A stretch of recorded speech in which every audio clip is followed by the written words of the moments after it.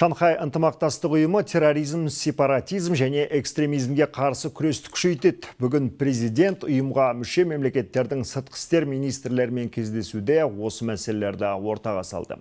Алдымен терроризмді қаржыландыру арналарын бұғаттау, есірткімен күрес шараларына баса мән берілмек. Сондай-ақ кибер қауіпсіздік, климаттың өзгеруі Ауғанстан мәселесі де алаңдатып отыр. Бұл ретте мемлекет басшысы қандай бастамалар көтерді? Ол жөнінде толығырақ әріптесім Асылбек Тойбектің бейне материалында.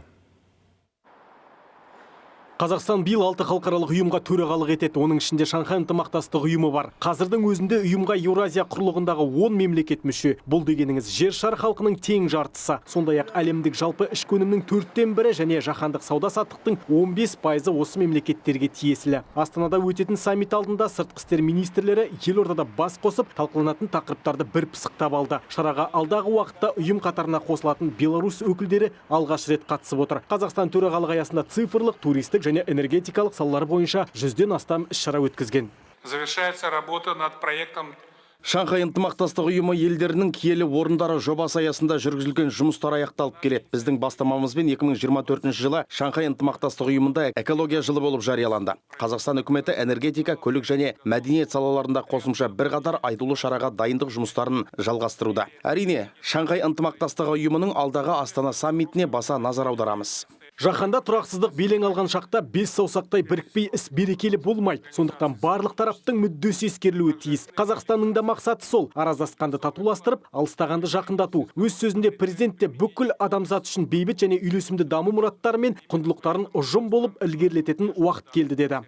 Именно поэтому Казахстан предложил выработать. Сондықтан Қазақстан Шанхай ынтымақтастық ұйымының әділетті әлеммен келісімді жасайтын дүниежүзілік бірлік туралы бастамасын әзірлеуді ұсынды. Осы құжаттың сондай-ақ алдағы саммит барысында Шанхай ынтымақтастық ұйымының Астана декларациясының қабылдануы біздің көзқарасымыз бойынша әлемнің түрлі өңірлеріндегі қақтығыстарды реттеу үшін халықаралық күш-жігерді біріктіруге ықпал етеді. Шанхай ынтымақтастық ұйымын одан әрі реформалау ісіне ерекше мән беру қажет. Терроризм, сепаратизм және экстремизм төрткүл дүниеге қауіп төндіріп тұрған үш зұлым. Қасым-Жомарт Тоқаев оларға қарсы күрес ұйымның тұрақты назарында болуға тиіс деп атап өтті.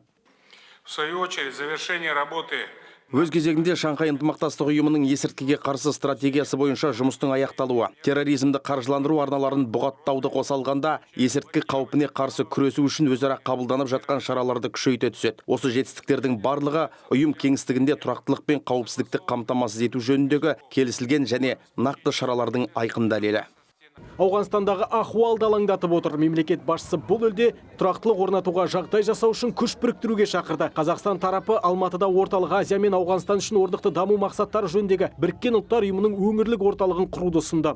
Күн тәртібінде тұрған тағы бір күрмеулі мәселе климаттың өзгеруі. Шұғыл шаралар қабылданбаса, жер жүзінде табиғи апаттар жиілеп кетті. Президент ұйымның аталған проблемамен күресу тәсілдерін жаңарту қажет деп санайды. Бұл ұсыныстар сыртқы істер министрлігінің тарапынан қолдау тауып, төрағалық аясында Қазақстанның атқарған жұмысына жоғары баға берілді. Прежде всего, господин президент, позвольте передать вам привет и наилучшие. Президент мырза, сізге алғыс айтқым келеді. Шанхай ынтымақтастық ұйымына төрағалық тізгіні ең маңызды және шешуші сәтте, яғни мемлекет басшыларының кеңесі алдында берілді. Және Қазақстанның өзекті мәселелерді шешу, ұйымның беделін арттыру бойынша ұсынып отырған бастамаларын қолдаймыз. Қазақстан президентінің басшылығымен төрағалық аясында үлкен жұмыстар атқарылып жатыр. Қытай Халық Республикасы төрағасы сіздермен бірге Шанхай ынтымақтастық ұйымы саммитіне қатысуға ниетті. Жаһандағы геосаяси жағдайларға байланысты туындаған мәселелерді бірігіп шешу керек. Бұл ретте ұйым өзінің рөлін көрсетуі тиіс. Айта кетейік, Шанхай ынтымақтастық ұйымның Астана саммиті көп жақты диалогты нығайту, орнықты бейбітшілік пен дамуға ұмтылу деген атаумен өтеді. Ұйымды құруға 1996 жылы мемлекет басшысы да қатысқан болатын. Ол кезде ұйым Шанхай бестігі деп аталды. Асылбек Тойбек, Ғазиз Мақұлбеков, Жібек жолы.